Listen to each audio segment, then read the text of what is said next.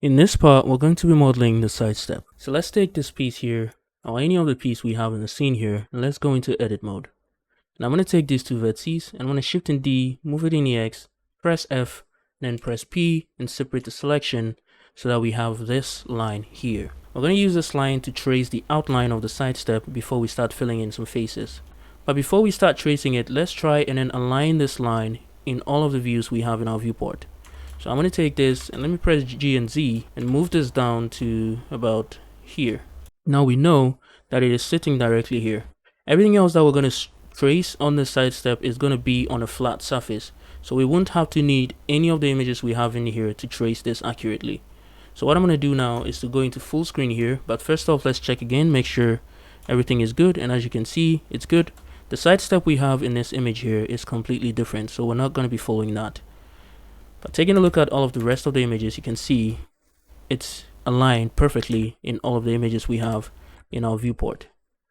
Except for this one, but we're not going to pay attention to that. So let's get here, let's see what that looks like, and then we can get back in here. Then we can start tracing things. So let me just get into full screen here, get out of camera view, make sure we're in the right place, which we are. So I'm going to go into camera view again, and let's start tracing this piece.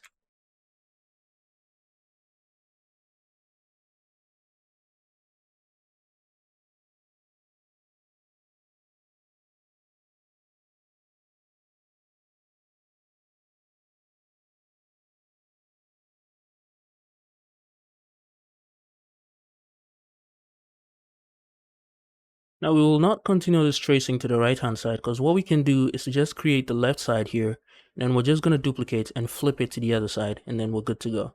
So I'm just going to end this one right around here. And this is what we have for starters. If you get out of camera view, you can see how it is looking around the vehicle. And the next thing we're going to do is to add in the extra loop cut we have in here. But before we do that, let's take all of this right here, and let's move it up in the Z slightly. So we're going to move it up just slightly. Let me get to the side view so I can see by how much I'm moving this. And we're going to move it to about somewhere there. All right, now let's take what we have here. Let me get back into camera view. And I'm going to shift and D this and move it in the Y or the X axis to about somewhere around here. And then let's see what we can do here. Yeah, let me just slide this in to about here. Let me take a look from the top view here. Okay, let's not move it in the X axis. Let's keep it there. But I'm just going to move this in the X a little bit. And I'm going to take this as the active element. We're going to press S and then Z and type in 0 so that it's on the same level as that one. And I'm going to move it in the X axis a little bit more. Now let me take this, shift and D and move it in Y to about here. Let me get to the top view, make sure it is in the right position like that. Slide this in to about here and slide this out to about there. Let's take this two and hit F. Very nice. Now I'm going to put one in here, and then I'm going to merge it to this last one. Now I'm going to take all of these and move it in the X axis so that it sits directly on the edge like that. I'm going to do the same thing here, move it in Y to about there. Same thing here and here, move it in the X to about there, like so. Let me take this and move it in a Y.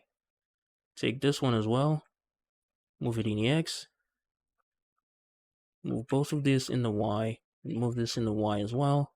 Take these two and move it in a Y to here, and move this in the Y to there. Finally, this one as well, and the one up here as well. Let me just take all of this and this one and type in S and then Y and type in 0. Let's move it in the Y axis to about there, maybe to about here.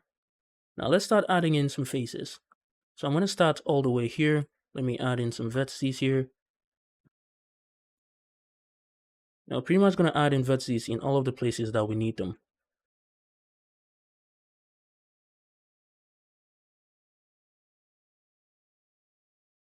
All right, very nice. Now let's start filling in some faces.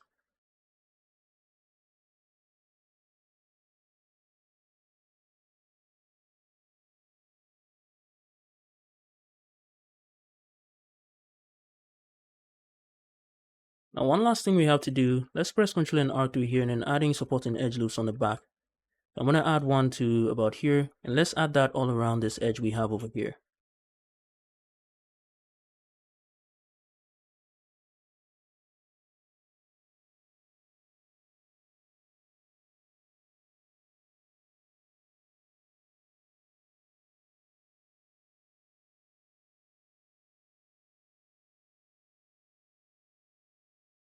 Okay, so with that, what we're going to do now is to take everything we have here and then there. Let's take these ones here and then scale it in the z-axis so it's on the same level as this. And now we're going to take everything we have on the back to here and then make this the active element and then scale that down to there as well. All right, very nice. Now let's enable our subdivision surface modifier and see what we have. Now we can start adding in supporting edge loops all around this.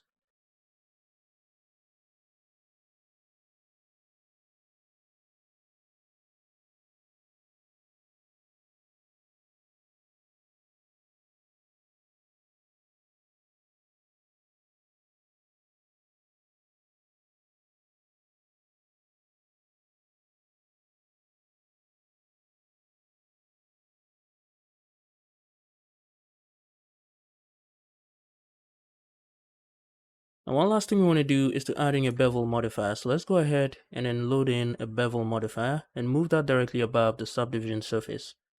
Let's set the amount to 0.01 and then set the segments to 2.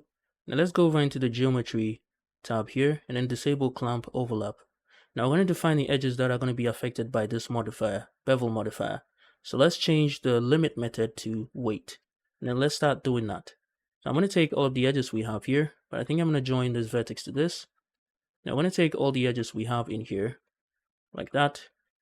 And that is going to be part of that edge we're going to be using for this. So I'm going to set that to a full one. And as you can see, we have a nice bevel going on. Now I'm going to select all of the edges we want this to be affecting.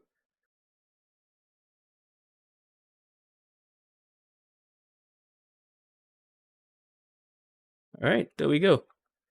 Now let's take the whole thing we have here. Let's take this one as well and then apply the bevel modifier to it. Now let's take everything like that. Now when I get into camera view, I'm going to extrude this in the z-axis to about there. Let's get to the side view and see how low we have to go with this. So I'm going to send it to about there. And that should be good. Let me get out of camera view and see what this looks like. Alright, so with that done, what we're going to do now, the final thing we're going to do is to duplicate this to the right side of the vehicle, and then we have a full side step. So let me get out of camera view, and let me take everything, make this the active element, get back into camera view, press Shift and D, press S and then Y, and type in -1. Now I want to move this in the Y axis until it sits on the other one. So we're going to move it to about here. Now we're going to have to squeeze things a bit in this area because the back section of this side step is a little smaller than the ones on the front, or the front part of it. So we're going to move this to about here. Now let's deselect all of this and move this in the y-axis to about there. Deselect all of these, move this in the y-axis to there. Deselect all of this, and let's finally move this into place like that. And there we go. Very nice. Now let me just get in here. Let me take everything we have in here. Let me just slide it. Well, let me take this and move it in Y to about here. And I'm going to take this as well, move this in a Y. And let's take both of them and let's just bridge the edge loops. So bridge edge loops like that, and we're good to go. Now let's just recalculate the normals and then apply the bevel modifier to all the areas that are missing.